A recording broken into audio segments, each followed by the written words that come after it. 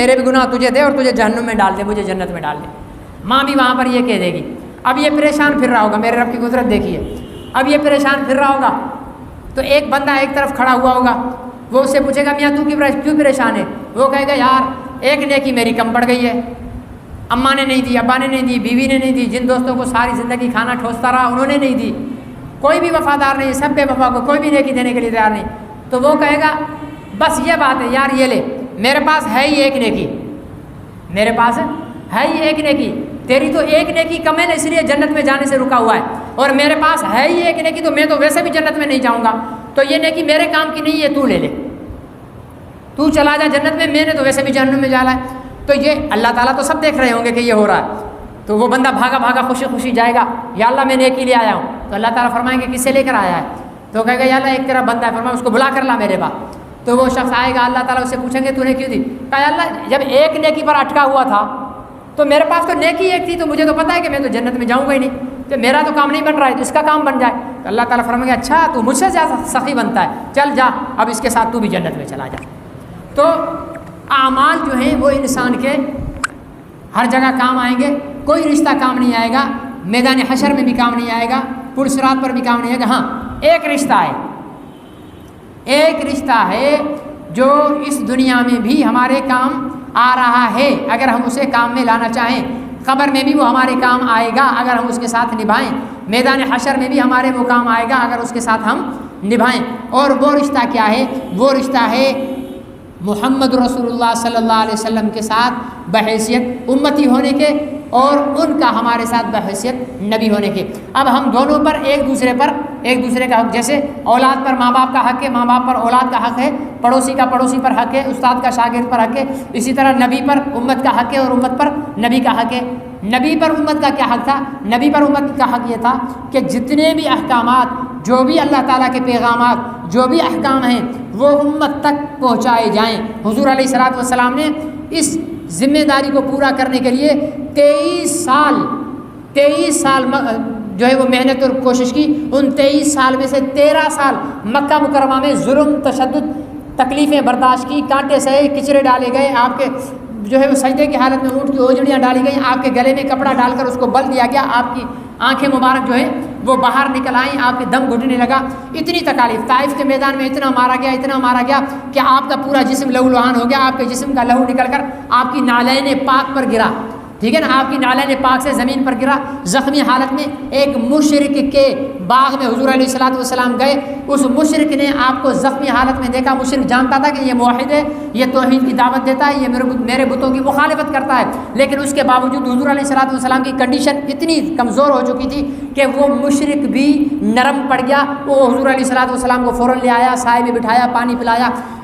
جبرائیل آئے، میکائیل آئے، اسرائیل آئے، تمام فرشتے آئے، یا رسول اللہ اس بدبختوں نے آپ پر اتنے پتھر برسائے ہیں، آپ کو اتنا زخمی کر دیا ہے، آپ ابھی حکم کریں میں ایک پر کے جو ہے نوک سے ان کو لوط علیہ السلام کی قوم کی طرح اچھال کر الٹ دوں، یا رسول اللہ آپ حکم فرمائیں میں اتنی بارش برسا کر ان کو غرق کر دوں، یا رسول اللہ آپ حکم فرمائیں میں چیخ مار کر ان کے کلیجے پھاڑ دوں، یا رسول اللہ آپ حکم فرمائیں میں ان دونوں پہاڑوں کو، طائف کے دونوں پہاڑوں کو جو ہے ملا کر ان کا کچومر نکال دوں۔ حضور علیہ الصلوۃ والسلام نے فرمایا نہیں، یہ لوگ مجھے جانتے نہیں ہیں، اور میں اس امید پر ہوں کہ اگر ان کو آج میں نے بددعا دے دی تو یہ نسل ختم ہو جائے گی، لیکن اگر آج میں ان کو چھوڑ دوں گا تو مجھے امید ہے کہ ان کی نسل میں سے ایمان والے پیدا ہو جائیں گے۔ اتنی تکالیف برداشت کی، اتنی تکالیف برداشت کرنے کے بعد 3 سال شعب ابی طالب میں سوشل بائیکاٹ کا سامنا کیا، کھانے پینے کی چیزیں دریافت نہیں ہوا کرتی تھی۔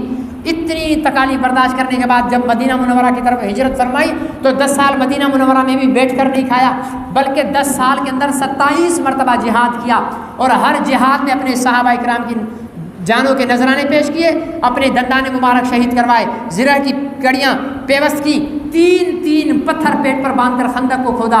یہ ساری تکالیف برداشت کرنے کے بعد جب 10 ہجری میں حجۃ الوداع میں اپنی اونٹنی پر سوار ہو کر امت مسلمہ کو صحابہ کرام جو 1.25 لاکھ کی تعداد تھی اس وقت موجود، ان کو خطبہ دے رہے تھے، خطبہ دینے کے بعد تفصیلی ہدایات دی، کہا دیکھو یہ کام نہیں کرنا، یہ کام نہیں کرنا، یہ نہیں کرنا، یہ کرنا ہے، یہ کرنا ہے، یہ اچھا ہے، یہ برا ہے، بیوی سے حسن سلوک کرنا، غلام سے حسن سلوک کرنا، ذات پات کے چکر میں نہیں پڑنا، رنگ و نسل کے چکر میں نہیں پڑنا، اللہ اللہ کی نظر میں وہی سب سے زیادہ محبوب ہے جو اعمال اور تقویٰ میں آگے ہوگا، ذات پات میں، خاندان میں اللہ کے ہاں کوئی محبوب اور وہ نہیں ہوتا۔ یہ ساری باتیں کرنے کے بعد صحابہ کرام جب مکمل انہماک سے حضور علیہ السلام کی باتیں سن رہے تھے تو اچانک حضور علیہ السلام نے صحابہ کرام سے سوال کیا، الا هل بلغتکم، الا هل بلغتکم، الا هل بلغتکم، بتاؤ کیا میں نے تم تک دین پہنچا دیا، اللہ کا پیغام پہنچا دیا؟ صحابہ کرام رضوان اللہ علیہم اجمعین نے بیک زبان ہو کر جواب دیا، یا رسول اللہ آپ نے دین پہنچایا ہی نہیں ہے بلکہ آپ نے دین پہنچانے کا حق ادا کر دیا ہے۔ جب صحابہ کرام کی طرف سے یہ جواب آیا تو شہادت کی انگلی آسمان کی طرف کر کے 3 مرتبہ فرمایا، اللہم اشہد، اللہم اشہد، اللہم اشہد، اللہ تو گواہ رہنا، اللہ تو گواہ رہنا، اللہ تو گواہ رہنا، جس کام کے لیے تو نے بھیجا تھا مجھ پر جو امت کا حق تھا میں نے آج وہ پورا کر دیا۔ تو نبی نے اپنا حق پورا کر دیا۔ اب امت پر نبی کا حق ہے۔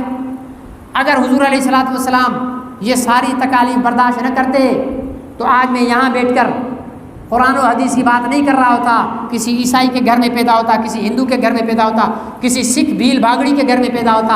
آج اگر میں مسلمان کے گھر میں پیدا ہو کر عالم دین بن کر مسجد میں بیٹھ کر قرآن و حدیث کی بات کر رہا ہوں اور آپ تمام حضرات کو قرآن و حدیث کی بات سن رہے ہو تو اس کے پیچھے حضور علیہ السلام کی 23 سالہ دور نبوت کی قربانیاں شامل ہیں کہ انہوں نے قربانیاں دی کہ دین ہم تک پہنچا، ہم مسلمانوں کے گھر میں پیدا ہوئے، ہم نے نمازیں پڑھی، ہم دین کی بات سننے کے لیے بیٹھے ہیں۔ آپ صلی اللہ علیہ وسلم نے اپنی ذمہ داری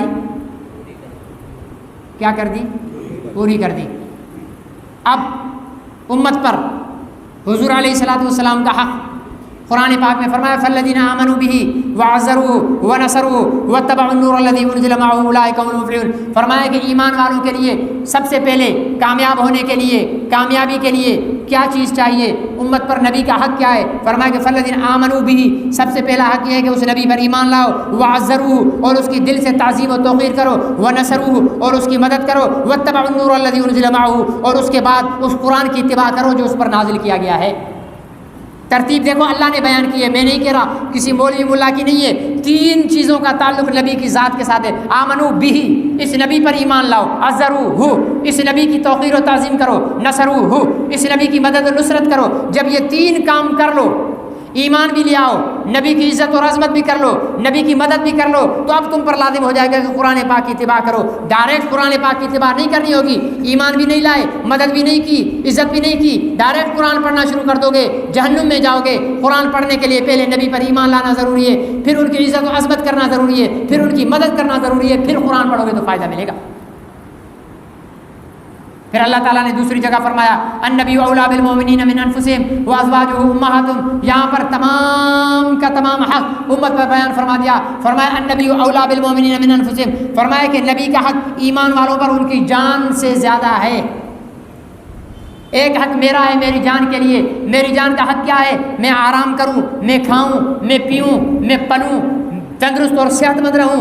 میرے نبی کا حق کیا ہے کہ ان کی ایک ایک سنت کو زندہ کروں، ان کی لائی ہوئی نماز کو پابندی سے پڑھوں، ان کے بتائے ہوئے روزے رکھوں، ان کی بتائی ہوئی زکوٰۃ کے مطابق زکوٰۃ اپنے مال میں سے نکالوں، ان کے بتائے ہوئے طریقے کے مطابق حج کروں، ان کے بتائے ہوئے طریقے کے مطابق جہاد کروں، ان کے بتائے ہوئے طریقے کے مطابق تبلیغ کروں، اور تمام اعمال ان کے بتائے ہوئے طریقے کے مطابق کروں۔ یہ سارے کام کروں، لیکن اس سے بھی آگے اہم فرمایا کہ من انفسہم، اپنی جان سے زیادہ نبی پاک صلی اللہ علیہ وسلم کو جانو۔ حضور علیہ السلام نے اس کی واضح طور پر تفسیر بیان فرما دی۔ صحابہ اکرام بیٹھے ہوئے تھے، فرمانے لگے لا یؤمن احدکم حتی اکون احب الیہ من والدہ وولدہ والناس اجمعین، تم میں سے کوئی مومن نہیں ہو سکتا، لا یؤمن احدکم، تم میں سے کوئی مومن نہیں ہو سکتا، حتی اکون احب، یہاں تک کہ میں محبوب ہو جاؤں اسے، من والدہ، ماں باپ سے، وولدہ، اولاد سے، والناس اجمعین، دنیا کی ہر چیز سے۔ دوسری جگہ فرمایا من نفسی و مالہ و ولدہ،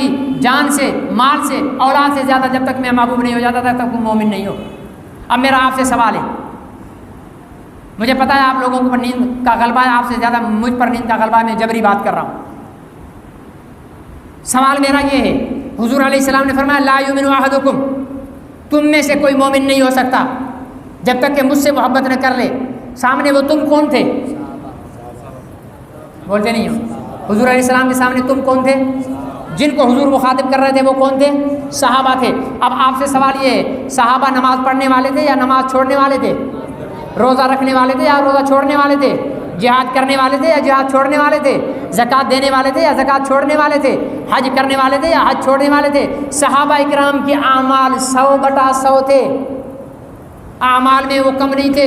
ان کے اعمال، صحابہ نمازی بھی تھے، صحابہ حاجی بھی تھے، صحابہ غازی بھی تھے، صحابہ مجاہد بھی تھے، صحابہ روزے دار بھی تھے، صحابہ سخی بھی تھے، صحابہ قرآن کے قاری بھی تھے، صحابہ قرآن کے حافظ بھی تھے، صحابہ قرآن کے عالم بھی تھے۔ ساری چیزیں حضور جانتے ہیں۔ میرا ابو بکر نمازی بھی ہے، روزے دار بھی ہے، عمر نمازی بھی ہے، روزے دار بھی ہے، عثمان نمازی بھی ہے، روزے دار بھی ہے، علی نمازی بھی ہے، روزے دار بھی ہے، حسن و حسین نمازی بھی ہے، روزے دار بھی ہیں۔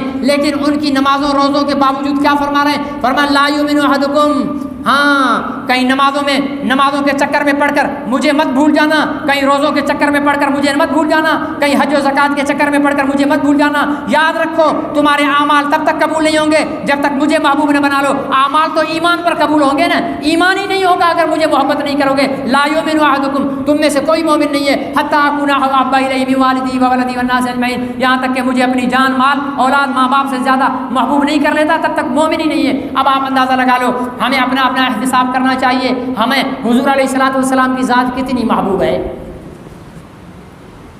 وہ تو صحابہ کو بتایا تھا، صحابہ کی نمازیں کامل، صحابہ کے روزے کامل، صحابہ کے حج کامل، صحابہ کی زکاتیں کامل، صحابہ کا جہاد کامل، صحابہ کی تبلیغ کامل، ان کی قرات کامل، ان کا وعظ و نصیحت کامل۔ ہماری نماز بھی ناقص، ہمارے حج، زکات، جہاد، تبلیغ سب کچھ ناقص ہیں اور ٹوٹے پھوٹے ہیں۔ وہ جو کامل والے ہیں ان کا ایمان بھی اٹک جاتا ہے رسول پاک صلی اللہ علیہ وسلم کی محبت کے بغیر، تو آپ کے اور ہمارے ایمان کی حیثیت کیا رہ جائے گی؟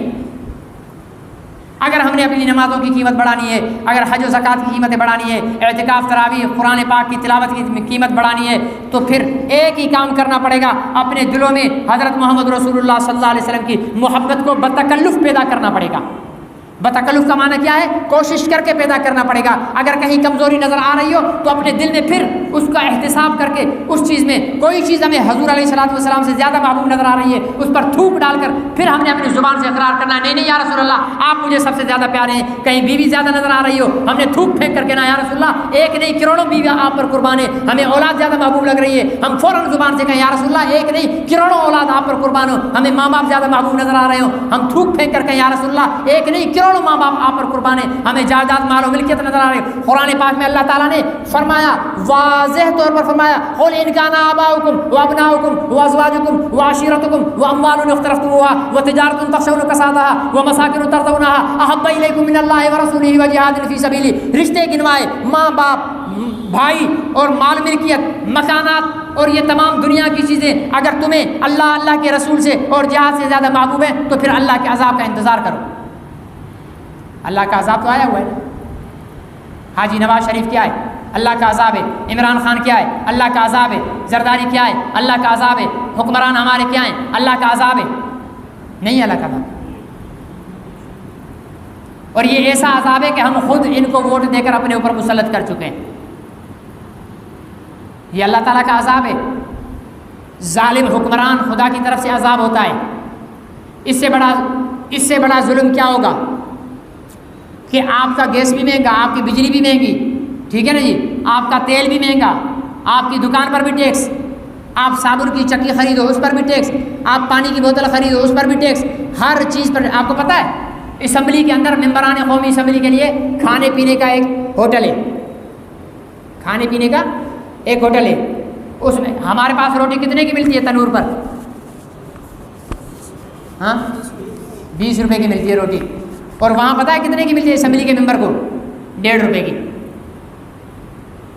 یہاں بکرے کے گوشت کی پلیٹ کتنے کی ملتی ہے؟ کوئی کھاتا ہوٹل میں؟ میں تو کبھی نصیب ہو تو اور ہوٹلوں میں نہیں کھاتا، ہوٹل میں کھانے والا کوئی بتا سکتا ہے ایک مرغی اپنا بکرے کا جو ہے وہ پلیٹ کتنے کی ملتی ہے؟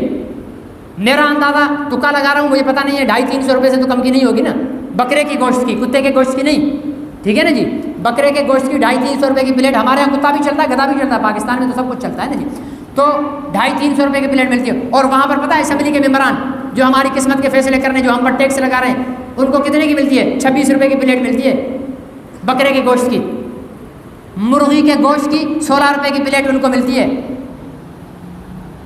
چائے 2 روپے کی ان کو ملتی ہے، یہ ظلم نہیں ہے؟ یعنی جن کو ہم لوگوں نے ووٹ دے کر اسمبلیوں میں بھیجا ہے کہ تم ہماری بھلائی اور فلاح و بہبود کے کام کرو، وہ لوگ 1.5 روپے کی روٹی کھا رہے ہیں، ووٹ دینے والا 20 روپے کی روٹی کھا رہا ہے، ٹیکس دینے والا 20 روپے کی روٹی کھا رہا ہے، ٹیکس پر پلنے والا 1.5 روپے کی روٹی کھا رہا ہے، ہاں ٹیکس دینے والا 300 روپے لیٹر پیٹرول ڈلوا رہا ہے، اور جو ٹیکس پر پل رہے ہیں ان کو لیٹر پیٹرول فری ہے۔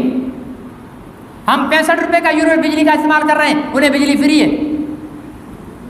ہم ٹیلی فون کال کریں تو اس پر 5-10 روپے جب جو ہے وہ خرچ کریں اور ان کے لیے ٹیلی فون فری ہے۔ یہ ظلم نہیں ہے، یہ خدا کا عذاب ہے۔ اور جہاں ہماری بہت ساری بدعمالیاں ہیں، زنا ہمارے اندر ہے، چوری ہمارے اندر ہے، اغلام بازی ہمارے اندر ہے، سود خوری ہمارے اندر ہے، رشوت لینا ہمارے اندر ہے، داڑھی مڈانا ہمارے اندر ہے، ناچ گانا ہمارے اندر ہے، فحاشی عریانی ہمارے اندر ہے، ساری چیزیں ہمارے اندر برائیاں موجود ہیں، لیکن ان سب برائیوں کی ماں برائی حضور علیہ الصلوۃ والسلام سے تعلق کا کمزور ہو جانا ہے۔ ہم زنا میں ملوثی تب ہوئے ہیں کہ حضور سے تعلق کمزور ہو گیا ہے، ہم داڑیاں مڈائی تب رہے ہیں جب حضور سے تعلق کمزور ہو گیا ہے، ہم فحاشی میں جائے اس لیے رہے کہ حضور سے تعلق کمزور ہو گیا ہے، ہم نمازیں چھوڑی اس لیے رہے کہ حضور سے تعلق کمزور ہو گیا ہے، ہم روزے رکھی اس لیے نہیں رہے کہ حضور سے تعلق کمزور ہو گیا ہے۔ جس انسان کا تعلق محمد رسول اللہ صلی اللہ علیہ وسلم سے مضبوط ہو جائے گا، رب محمد کی قسم کھا کر کہتا ہوں، نماز چھوڑنا تو دور کی بات ہے، نماز چھوڑنے کا تصور بھی نہیں کرے گا وہ۔ داڑھی مڈا کر جو کہتا ہے نا کہ مجھے رسول اللہ سے پیار ہے، جھوٹ بولتا ہے۔ نماز چھوڑ کر جو کہتا ہے نا رسول اللہ سے پیار ہے، بکواس کرتا ہے۔ روزہ چھوڑ کر جو کہتا ہے نا رسول اللہ سے پیار ہے، دھوکہ دیتا ہے، منافقت کرتا ہے۔ رسول اللہ کا عاشق بے روزہ ہو نہیں ہو سکتا، رسول اللہ کا عاشق بے نمازی ہو نہیں ہو سکتا، رسول پاک کا عاشق داڑھی کے بغیر ہو نہیں ہو سکتا ہے، رسول پاک صلی اللہ علیہ وسلم کا عاشق تہجد گار ہو نہیں ہو سکتا ہے۔ اگر دین پر قوم کو لانا ہے، ہمارے تبلیغ جماعت والے بھائی کیا کہتے ہیں ساری انسانیت ہدایت کے راستے پر آ جائے، اس کے لیے محنت کی ضرورت ہے، ٹھیک ہے نا جی۔ پھر انہوں نے ایک محنت کی ترتیب بنا رکھی ہے، 6 نمبر بنائے، لوگوں کو ترغیب دیتے ہیں، دین کی طرف لانے کی کوشش کرتے ہیں۔ میرے 6 نمبر نہیں ہے، میرا 1 نمبر ہے، میں 6 نمبر کا قائل نہیں ہوں، میں صرف 1 نمبر کا قائل ہوں۔ یہ جو امت ہے نا، اس کو 6 نہیں 12 نمبر بھی بتا دو، یہ امت راہ راست پر نہیں آئے گی جب تک کہ اس کے دل میں 1 نمبر نہیں ڈالو گے، اور وہ 1 نمبر ہے محمد رسول اللہ صلی اللہ علیہ وسلم کا محبت۔ جس دن اس امت کے جوانوں میں رسول پاک صلی اللہ علیہ وسلم کی محبت آ گئی، یہ کرکٹ کے میدان میں بیٹھی ہوئی کمنٹری نہیں دیکھ رہی ہوگی، یہ مسجد میں بیٹھی ہوئی تہجد پڑھ رہی ہوگی۔ جس دن اس تاجر مسلمان کے دل میں رسول پاک صلی اللہ علیہ وسلم کی محبت پیدا ہو گئی، یہ جھوٹ بول کر سامان نہیں بیچے گا، یہ فراڈ نہیں کرے گا، یہ رمضان کی راتوں میں دکانیں کھول کر بازاروں کی رونقیں نہیں بنائے گا، یہ مسجدوں میں بیٹھا ہوا ہوگا۔ کمی صرف رونا صرف یہی ہے۔ وہ جیسے کہتے ہیں نا کہ یار من ترکی ومن ترکی نمی دانم، کہ میرا یار ترکی ہے اور میں ترکی کو نہیں جانتا ہوں، آپ میرے یار میں آپ کا یار، لیکن جو میں بات کرتا ہوں وہ آپ کو سمجھ نہیں آتی، جو آپ بات کرتے ہیں وہ مجھے سمجھ نہیں آتی۔ میری بات میرا نقطہ صرف ایک ہے، اس قوم کے دل میں عشق رسول پیدا کر دو، اس قوم کے دل میں عشق رسول پیدا کر دو۔ عشق رسول ابو بکر کے دل میں پیدا ہوا، صداقت کا امام بن گیا، عمر کے دل میں پیدا ہوا، عدالت کا امام بن گیا، عثمان کے دل میں پیدا ہوا، حیا کا امام بن گیا، علی کے دل میں پیدا ہوا، بہادری اور جرأت کا امام بن گیا، امیر معاویہ کے دل میں پیدا ہوا، سیاست کا امام بن گیا، حسنین کو دل میں پیدا ہوا، جنت کے جوانوں کے سردار بن گئے، فاطمہ کے دل میں محبت رسول آئی، جنتی عورتوں کی سردار بن گئی، اماں عائشہ اور جو ہے حضرت خدیجہ اور ام حبیبہ اور حضور علیہ الصلوۃ والسلام کی ازواج کے دلوں میں محبت رسول آئی، پوری امت مسلمہ کی مائیں بن گئی۔ یہ رتبے صرف محبت رسول سے ملیں گے۔ یاد رکھو، نمازوں سے رتبے نہیں ملتے، روزوں سے رتبے نہیں ملتے، حجوں سے رتبے نہیں ملتے، زکاتوں سے رتبے نہیں ملتے، جہادوں سے رتبے نہیں ملتے، تبلیغوں سے رتبے نہیں ملتے۔ رتبہ صرف اور صرف محمد رسول اللہ صلی اللہ علیہ وسلم کی عزت اور محبت سے ملتا ہے۔ جب محبت آ جائے گی پھر آپ کی ایک نماز بھی بہت بھاری ہوگی، ایک تبلیغ بھی بہت بھاری ہوگی، ایک نعرہ بھی بہت وزنی ہوگا۔ آج کیا وجہ ہے؟ پوری امت رمضان المبارک میں ہر رات ختم چل رہے ہیں، ہر رات ختم ہو رہے ہیں، ہر رات کہیں نہ کہیں کسی مسجد میں مولوی صاحب رو رو کر امت کی بھلائی اور فلاح و بہبود کے لیے دعائیں کر رہے ہیں۔ حرمین شریف میں ہر رات صبح سحری کے وقت جو ہے تہجد پڑھ کر ائمہ حضرات دھاڑے مار مار کر رو رہے ہیں۔ کبھی سن کر تو دیکھو ان کی دعائیں، دھاڑے مار مار کر رو رہے ہیں، لیکن کیا وجہ ہے ان کی دھاڑیں؟ ہماری سسکیاں، ہمارا رونا، ہمارا مچلنا، ہمارے اعتکاف، ہماری دعاؤں میں دم ہی نہیں رہا ہے۔ کیوں نہیں رہا ہے؟ اس امت کی کوہان، اس امت کی سربلندی، اس امت کی قوت، اس امت کا رعب و دبدبہ حضور علیہ الصلوۃ والسلام کی محبت ہے۔ آپ کو سمجھ آئے یا نہ آئے، آپ کو سمجھ آئے گا تب بھی میرا یہی دعویٰ ہے، آپ کو سمجھ نہیں آئے گا تب بھی میرا یہی دعویٰ ہے۔ میں نے کہا نا کہ نماز روزہ حج زکوٰۃ جہاں تبلیغ پر نہیں جاؤ، ہاں اس کی میرے پاس دلیل ہے۔ مدینہ منورہ کا ایک سردار تھا، اس کا نام تھا عبداللہ بن ابی بن سلول۔ چلو یہ کل بات کہیں گے۔ اللہ تعالیٰ مجھے اور آپ کو عمل کی توفیق نصیب فرمائے۔ الحمدللہ رب العالمین والعاقبۃ للمتقین والصلاۃ والسلام علی رسول الکریم وعلی آلہ وصحبہ اجمعین۔ اللهم احسن عاقبتنا في الامور كلها واجرنا من خزي الدنيا وعذاب الاخره. اللهم حبب الينا الايمان وزينه في قلوبنا وكره الينا الكفر والفسوق والعصيان واجعلنا من الراشدين. لا اله الا الله الحليم الكريم. سبحان الله رب العرش العظيم. نسألك موجبات رحمتك وعزائم مغفرتك والغنيمة من كل بر والسلامة من كل إثم. لا تدع لنا ذنبا إلا غفرته ولا هما إلا فرجته ولا حاجة هي لك رضا إلا قضيتها يا رب العالمين. اللهم انصر عساكر الإسلام. اللهم انصر إخواننا المجاهدين في غزة. اللهم انصر إخواننا المجاهدين في غزة. اللهم ارحم إخواننا في فلسطين. اللهم احفظ المسجد الأقصى.